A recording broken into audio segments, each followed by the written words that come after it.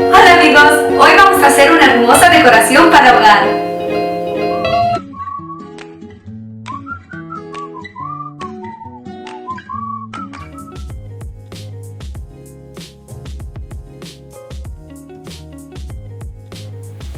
Para nuestro centro vamos a usar velas, discos de unicel, tul, un rectángulo de unicel, un ramo de magnolias, ramos de rosas y nuestras ramas. Para comenzar vamos a tomar nuestros discos de unicel y los vamos a añadir a nuestro rectángulo.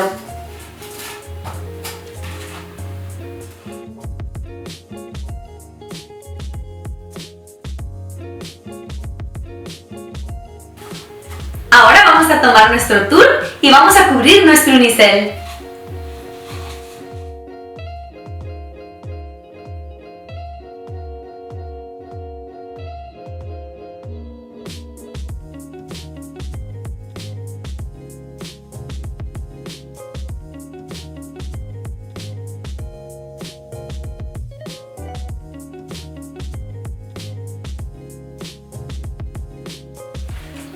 Ahora lo que vamos a hacer es tomar nuestras flores y separarlas del vástago y añadirlas a nuestro unicel.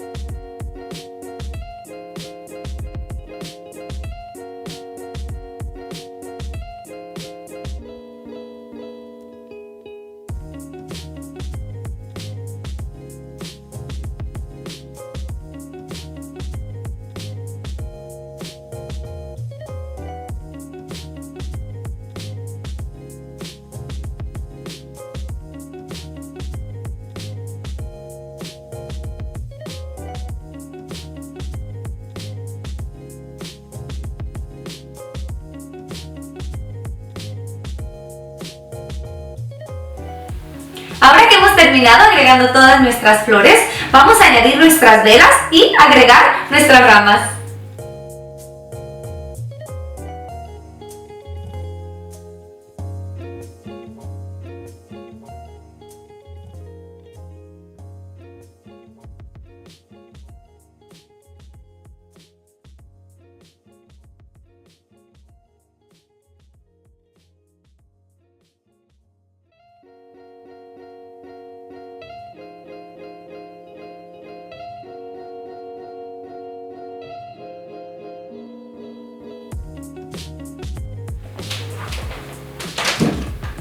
Y ahí lo tenemos, una hermosa decoración para cualquier hogar o un centro de mesa.